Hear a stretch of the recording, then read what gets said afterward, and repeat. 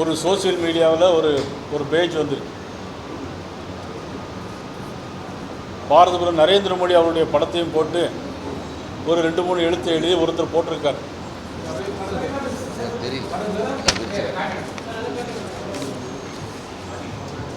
நான் இதை எதற்கு சொல்கிறேன்னா, ஒரு 2 தினங்களுக்கு முன்பாக விளாத்திக்குளம் சட்டமன்ற உறுப்பினர் முதலமைச்சரை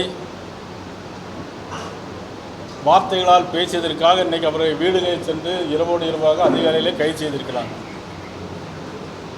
ஆனால் இந்தியாவை நாட்டை ஆளக்கூடிய பாரத நரேந்திர மோடியை தவறான முறையில் சித்தரித்திருக்கிறார். எங்களுடைய கோயம்புத்தூர் மாவட்ட தலைவர் திரு ரமேஷ்குமார் அவர்கள் கோயம்புத்தூர் கமிஷனர் அலுவலகத்தில் இது குறித்து மனு கொடுத்திருக்கிறார். அதுக்கு என்ன நடவடிக்கை எடுக்க போகிறார் என்பது தான் எங்களுடைய கேள்வி. ஆக விளாத்திக்குளம் சட்டமன்ற உறுப்பினரை அதிகாலை 4 மணிக்கெல்லாம் வீட்டில் போய் அவசர அவசரமாக கைது பண்ணீங்களே, ஆனால் இதற்கு என்ன செய்ய போகிறீர்கள்?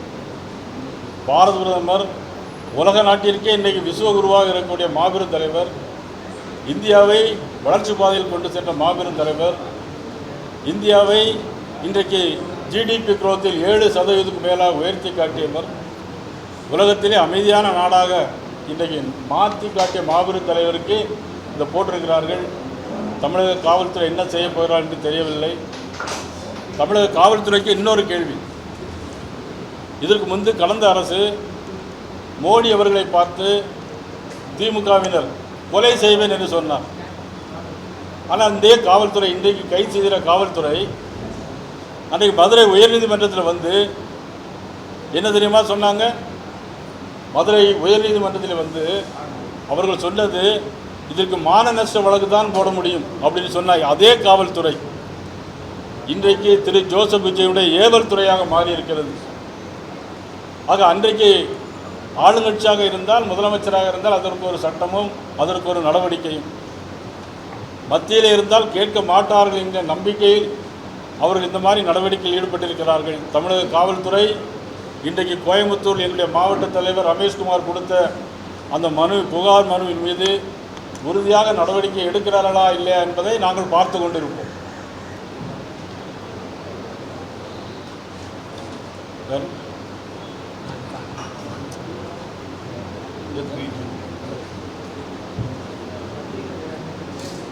வேற என்ன நாளைக்கு போராட்டத்தில்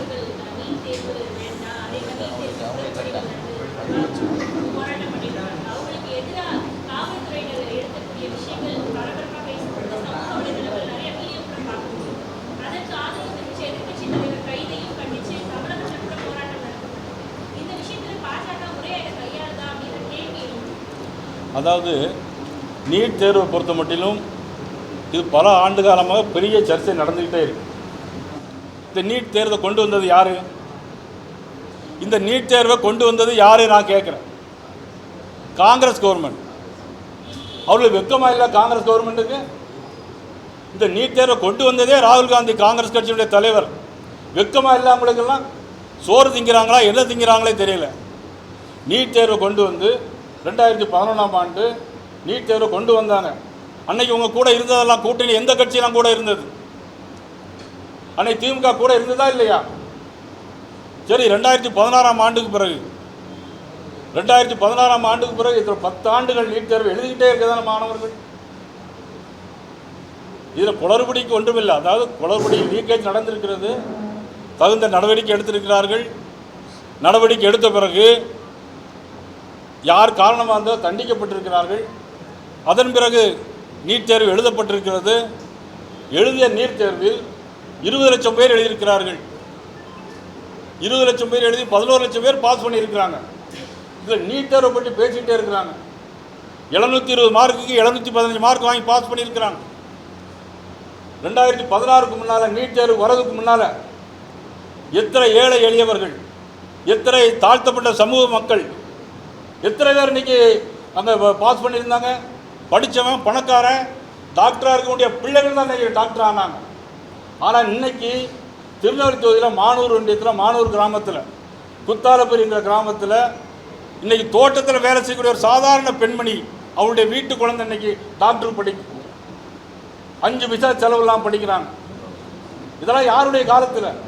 பிரதமர் மோடி அவருடைய காலத்தில் நீட் தேர்வை கொண்டு வந்துட்டு நீட் தேர்வை கொண்டு வரக்கூடாதுன்னு சொல்லி இன்னைக்கு போராட்டம் பண்ணுறதுக்கு மாணவர்கள் போராட்டங்க பேரில் மாணவர்களாக போராட்டம் நடத்துகிறாங்க இல்லையே. யாரோ ஒருத்தர் அங்கே உண்ணாவிரதம் இருக்கார். யார் அவர்? காங்கிரஸ் கட்சி சேர்ந்த ஒருத்தர் உண்ணாவிரதம் இருக்காரு. மாணவர்கள்ங்கிற பெயரில் போராட்ட கலகக்காரர்கள், தேச துரோகிகள் இன்னைக்கு டெல்லியில் போராட்டம் நடத்தியிருக்காங்க.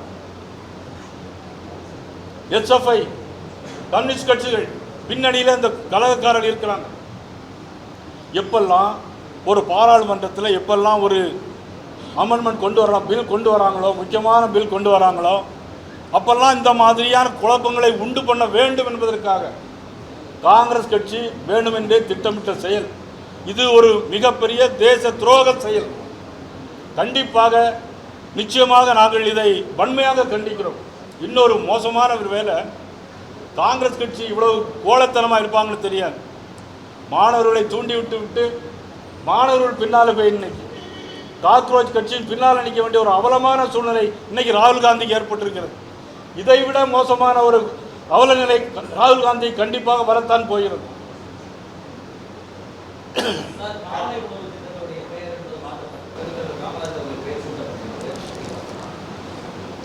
பெருந்தலைவர்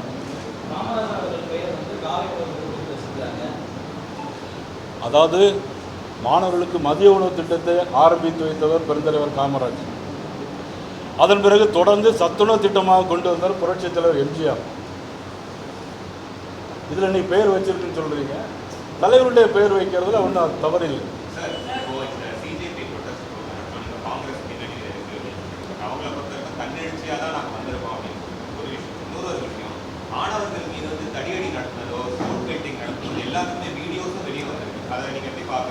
நீங்கள் அந்த வீடியோ நல்லா பார்த்தா தெரியும். அதில் மாணவர்களுடைய எண்ணிக்கை எவ்வளோ இருந்துன்னு பார்த்தாலே தெரியும். அவ்வளோ வந்ததெல்லாம் குண்டாஸ், அவங்க வந்ததெல்லாம் கம்யூனிஸ்ட்.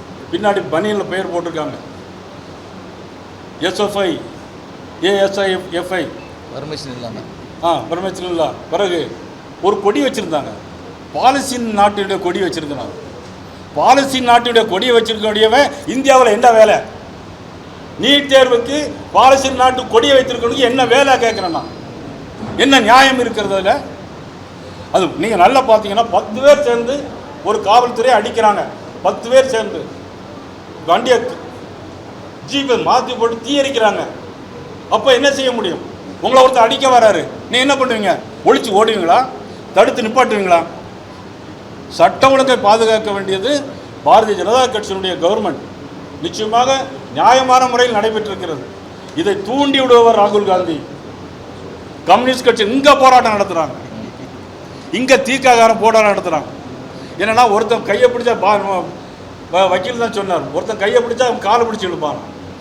இப்படிப்பட்ட குரூப்பு இந்த மாதிரி ஒரு கேவலமான சூழ்நிலைக்கு இன்னைக்கு ராகுல் காந்தி தள்ளப்பட்டிருக்கார்.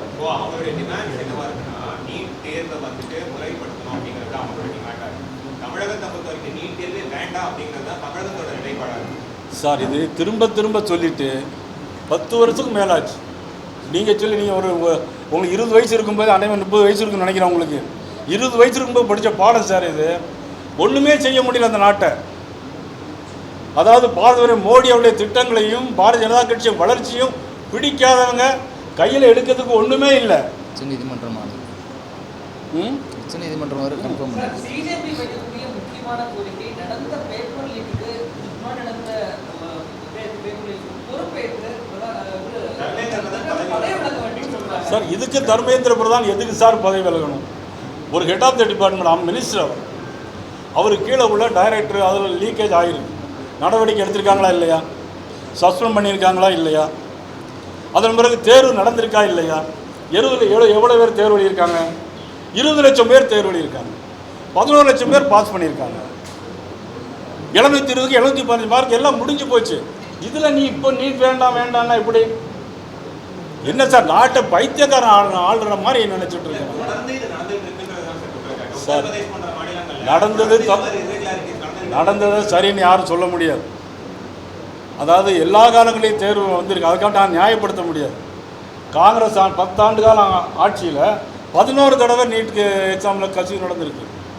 ஏன் தமிழ்நாடு அரசாங்கம் நடத்துல கூட நடந்திருக்கு. டிஎன்பிஎஸ்சி எக்ஸாம் நடந்திருக்கு. இதுக்காக வேண்டி உடனடியாக நீங்கள் ஒரு தவறு பண்ணிருக்கீங்க, உடனடியாக உங்களை க்ளோஸ் பண்ணி முடிவு பண்ண முடியுமா என்ன? உயிரே கொண்டுறவா? எத்தனை ஏழைகள் இன்றைக்கி படித்து பாஸ் பண்ணுவாங்க? மனசாட்சி உள்ள ஒருத்தரும் சொல்லுவாங்க. இன்றைக்கி இன்றைக்கி ஒவ்வொரு தனியார் மருத்துவக் கல்லூரியிலையும் போய் பார்த்தீங்கன்னா இன்றைக்கி மினிமம் கவர்மெண்ட் என்ன சொல்லியிருக்கோ அந்த தொகை தான் நீங்கள் வாங்க முடியும். 2 கோடி 3 கோடி கொடுத்து வாங்க முடியாது. 2 கோடி 3 கோடி கொடுத்து வாங்குறவன் கத்திரிக்கோயில வயிற்றுக்குள்ள வச்சு தச்சுட்டு போயிடுவான். அப்படிப்பட்ட டாக்டர் உங்களுக்கு தேவையா? நல்ல முறையில் படித்து மெரிட்டில் உள்ளவங்க வரணும். அதுதான் எங்களுடைய நோக்கம்.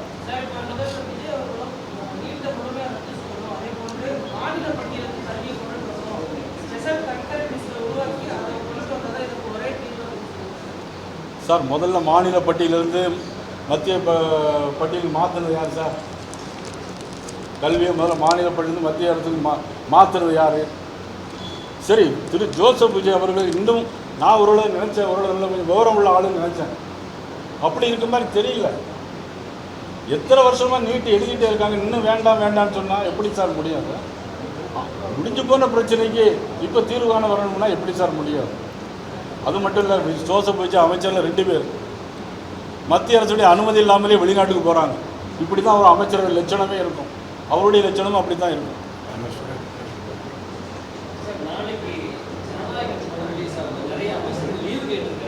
ஐயோ, இதை எங்கே கொண்டு சொல்ல? இப்படி ஒரு அமைச்சருக்கு உண்டாயா உலகத்தில்? தலையில் தான் அடிக்கும். ஒரு முதலமைச்சர் படத்துக்கு லீவு கேட்டு படம் பார்க்க போனா, ஐயோ லீவ் லெட்டர் கொடுங்க சார், லீவ் லெட்டர் எழுதி தர சொல்லுங்கள் சார், நாங்களாம் லீவ் கொடுக்கோம்.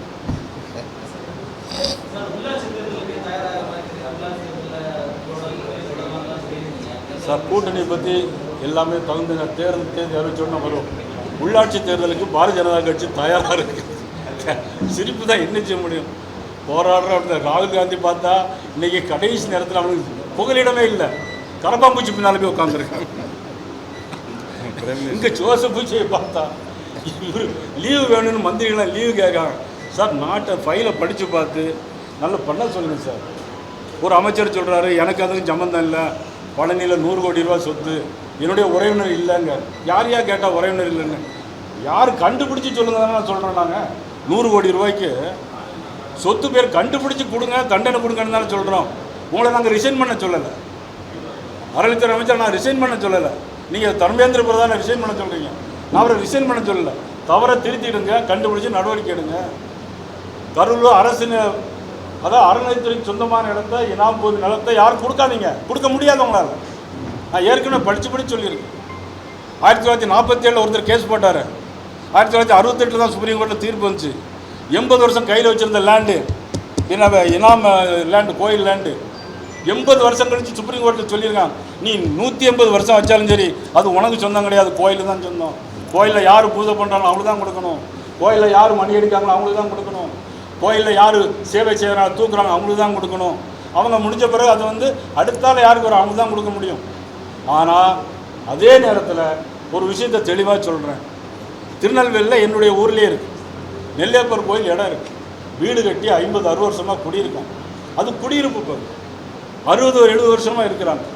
அவங்களுக்கு பட்டா கொடுக்க முடியுமா, சட்டத்தில் இடம் இருக்காங்கிறது எனக்கு தெரியல. ஆனால் அவங்களுக்கு முழு உரிமை நீங்கள் கொடுக்கணும். அது அவங்களுடைய பாரம்பரியம் அனுபவிக்கிறது மாதிரியாவது கொடுக்கணும். இது என்னுடைய கோரிக்கை, எங்களுடைய கோரிக்கை.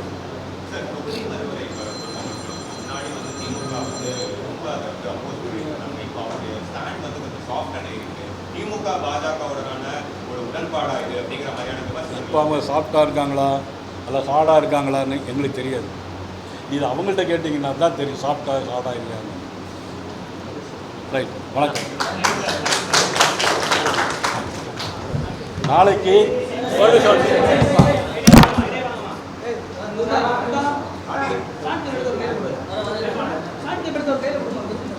நாளைக்கு காங்கிரஸ் கட்சியுடைய தலைவர் ராகுல் காந்தி அவர்கள் கரப்பாம்பூச்சி பின்னாலுமே ஒளிந்திருப்பதை கண்டித்து ஒழுங்காக நேரடியாக நல்ல முறை அரசியல் பண்ணுங்கள் என்று சொல்லி நாளைக்கு காங்கிரஸ் கட்சி அலுவலகத்தை முற்றிடுவதற்காக நாங்கள் தயாராக இருக்கிறோம். தமிழ்நாடு காங்கிரஸ்